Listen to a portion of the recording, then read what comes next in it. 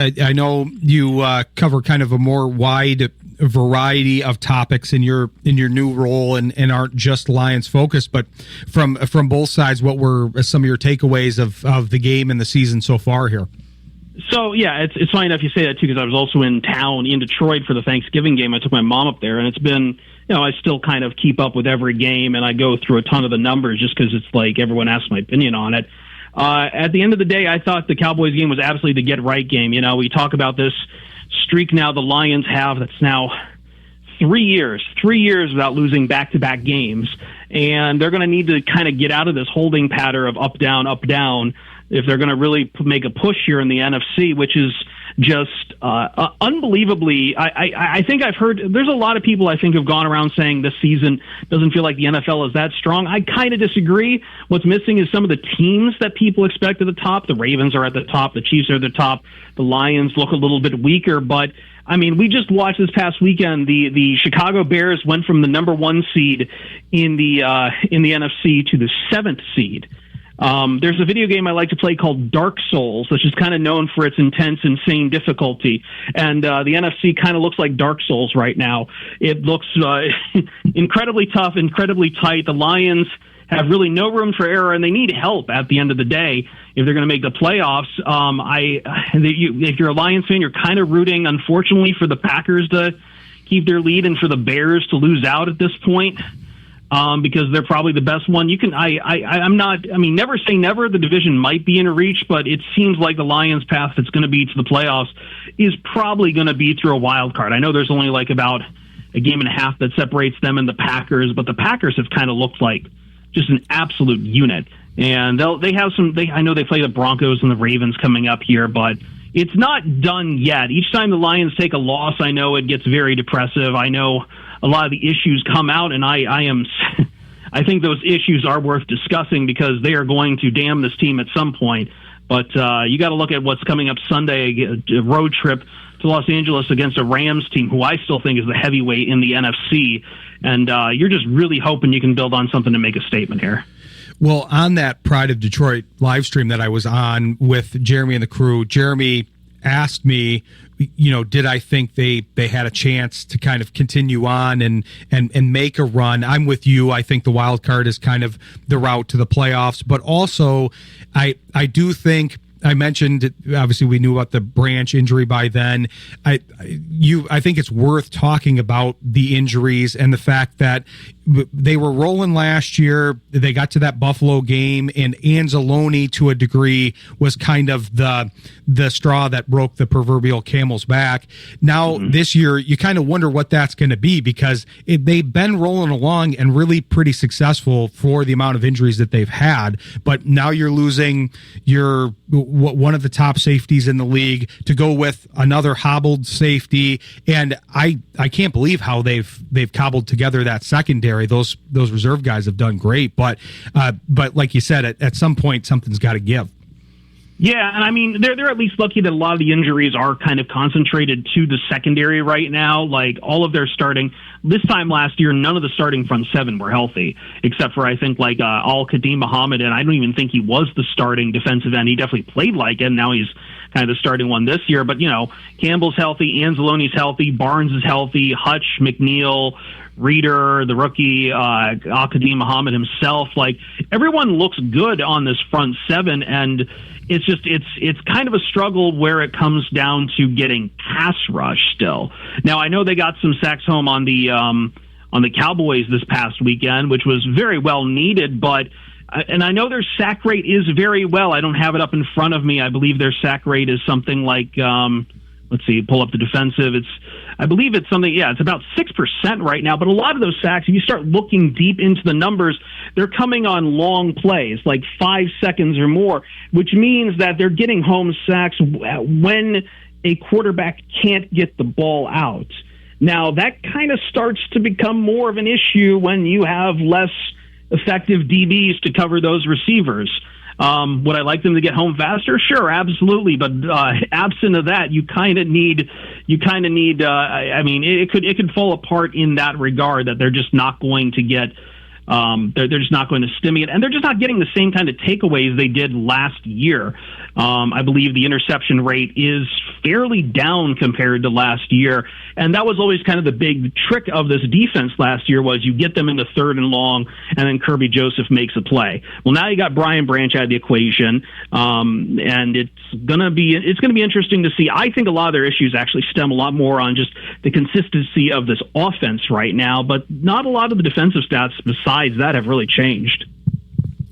I know we get into too many injury-related discussions, but it really is one of the prominent things. That was one of the Shayne makes great points every week, but that was one of the points that I want to kind of get into when we get into the offseason a little bit more. But the whole idea of where are these injuries coming from? You talked about some of the non-contact stuff, moving to that in practice and all of that, but they do seem to be piling up for the Lions, but they're also going with that next man up, and they do have that culture, like you make the analogy with the seats on the bus, and people are moving up that bus, and that bus is still rolling. It's still staying on the road.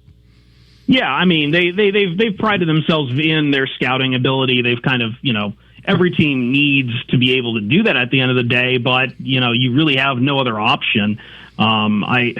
I think it's a little easier sometimes to replace defensive talent, at least in certain areas, versus, definitely parts of the offense. Like when if you get injuries to your starting offensive lineman, it becomes a lot more troubling. Like I know they've done a pretty good job with Mahogany out for a while here to kind of shore that up. But like, if Kirby, what is it like, if Brian Branch goes down for a while and they can work out someone like, they've got Avonte Maddox in the depth. They've got Khalil Dorsey. They got some other guys just kind of Daniel Thomas. Like they've kind of had a lot of this depth they've kind of pinged on. I mean, look, like Terry and Arlen went on IR. They've kind of leaned towards Rocky Sin. Am I going to say Rocky Sin is as good as a player of Terry and Arnold? No, but he can keep up with the targets you ask him to keep up with. And it's just, yeah.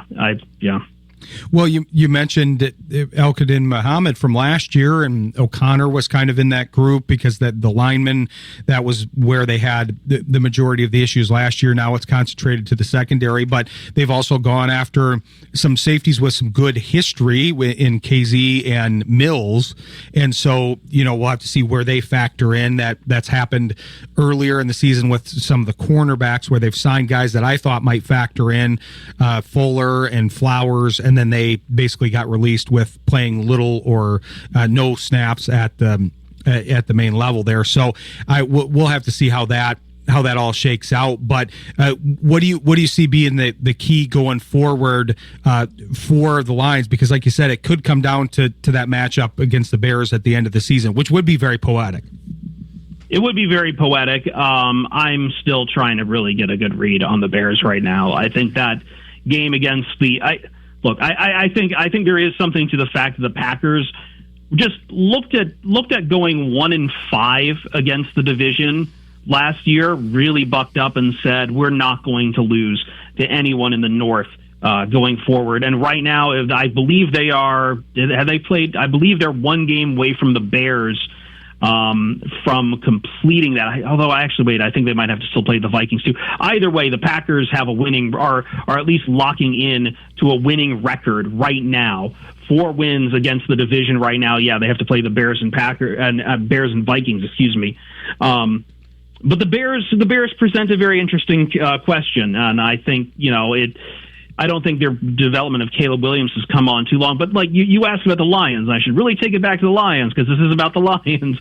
But and I know there is a lot of attention that's always given to the defense because of the injuries and letting up the points that they do. But I'm sorry, I feel like this year the story should be about the offense. The story is that the offense is just not as effective as it was last year. And it really showed itself in a lot of these games. And I feel like feelings of the defense tend to come when the defense is asked to stand on its head, like they were against the Eagles, like they did against the Packers.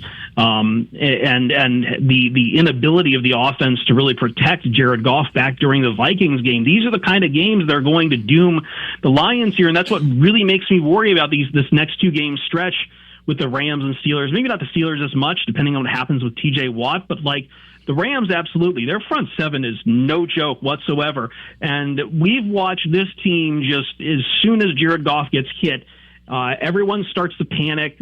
Play call starts to get really muddled. Their fourth down goes are kind of their secret weapon last year.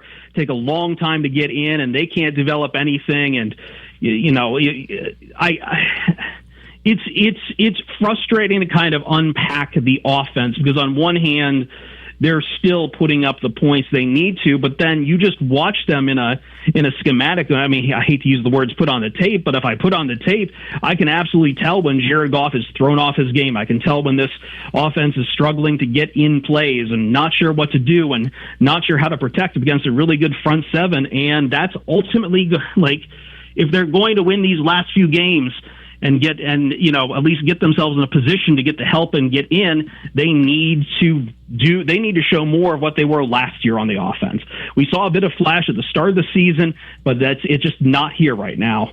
I mean, they got some of that mojo back against the Cowboys game, but that's also the Cowboys defense, one of the worst in the league. I think, who was it? Bomani Jones kind of called them the Make-A-Wish Foundation, because they make everyone's dreams come true. And I'm inclined to agree with that. And they had ticked up a little bit over the last couple weeks, but yeah, the start was very rough for them. And you highlighted some of the issues on the Lions side. You've got the interior of the offensive line that's been new and then had issues. I think the Laporta injury kind of got lost in the shuffle of the defensive injuries, but that he was having a great season. So hopefully they can continue to use that successful culture that they've had and that we referred to earlier in the show and keep it rolling. But we appreciate you coming on and covering them for us here. Tell people where they can follow you here in the meantime. Sure. I'm over, do most of my posting on Blue Sky over Twitter right now, just because I like the audience over there a little bit. So Perfett on bsky.social, Fox Sports Radio. I'm kind of part of the End Zone Radio crew on the weekends, and if you ever tune into the Colin Cowherd Show or the Dan Patrick Show on Monday mornings, I am usually the one giving out the injury reports for Fox Sports Radio affiliates. It's been a great little time. I'm doing a lot more time as an update anchor now, because this is just where I like to be. I like doing the news, and you can hear me on Fox Sports Radio doing the news. Be sure to tune in and catch Chris on there. We started talking to him when he worked for Pride of Detroit. Now he's moved over there, so it's fun to see the career movement, and we wish you the best on that. But